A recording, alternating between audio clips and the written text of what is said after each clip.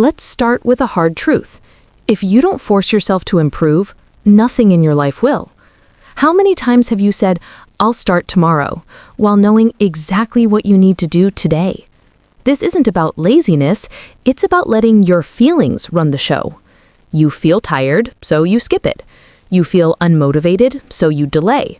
But your life doesn't care how you feel. It only reflects what you do. Real improvement isn't born from inspiration, it's forged in the daily, deliberate act of forcing yourself to do what matters, especially when every part of you resists. The journey begins with the most difficult step, standing up and fixing what you've been ignoring. That task, that conversation, that habit, the weight of neglect grows heavier every day you avoid it. You don't need a perfect day to start. There is no perfect day. There is only today. Improvement starts the moment you decide you're done pretending things are fine. Action first, feeling later. Strength doesn't come from thinking about hard things, it comes from doing them. Every problem you ignore grows in the dark, but every problem you face gets smaller in the light of action. To create a mind capable of this focus, you must first clean your space before you clean your mind. The environment you allow around you is a direct reflection of your internal state. Chaos outside creates chaos within. You cannot build a strong, focused mind in the middle of clutter and disorganization. Taking control of your physical space, your room, your desk, your digital life, is an act of taking back control of your life. It builds momentum. It sends a powerful message to your brain. I am capable of creating order. This isn't about being tidy, it's about becoming someone who values their energy, time, and peace enough to protect it. With a clear environment, you must now master the internal battle, doing what you said you would do, even when your mood changes. This is the bedrock of self-respect. Motivation is fickle. Discipline is not. If you only act when you feel good, you will never move consistently.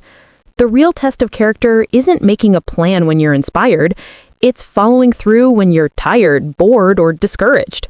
Your word must mean something, especially to yourself. Stop asking how you feel and start remembering what you promised. Action leads to motivation, not the other way around.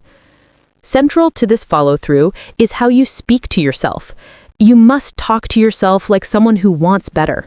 That quiet, constant voice in your head is either building you up or tearing you down. Most people walk around with an internal critic that does more damage than any outside opinion. You cannot grow if you are always beating yourself up. Start becoming aware of your self-talk.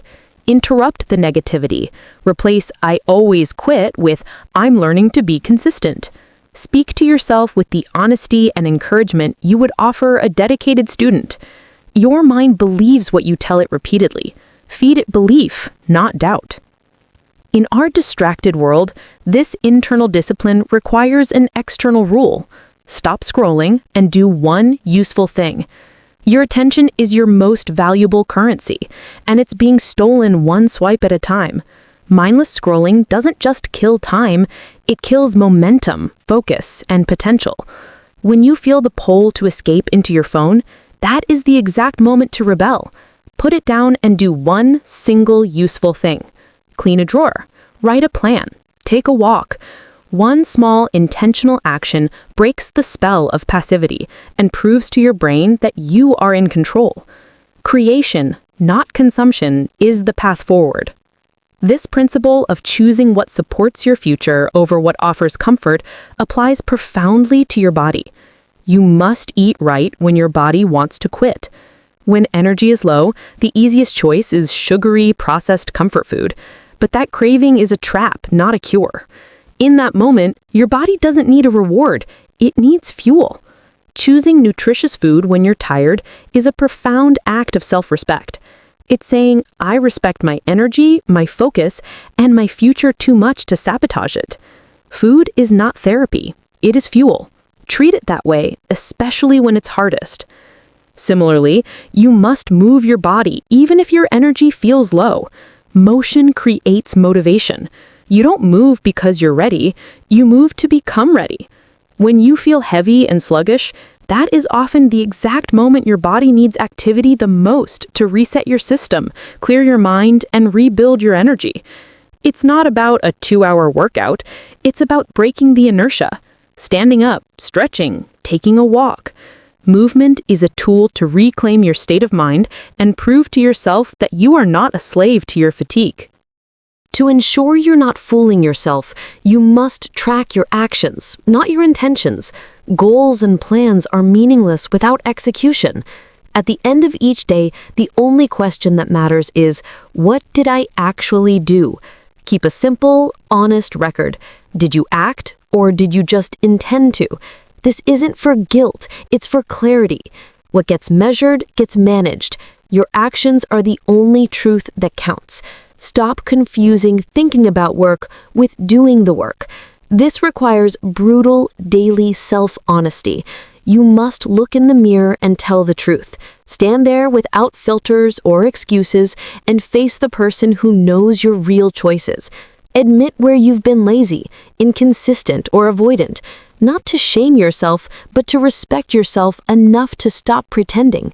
Growth begins the second you stop lying to yourself about where you are.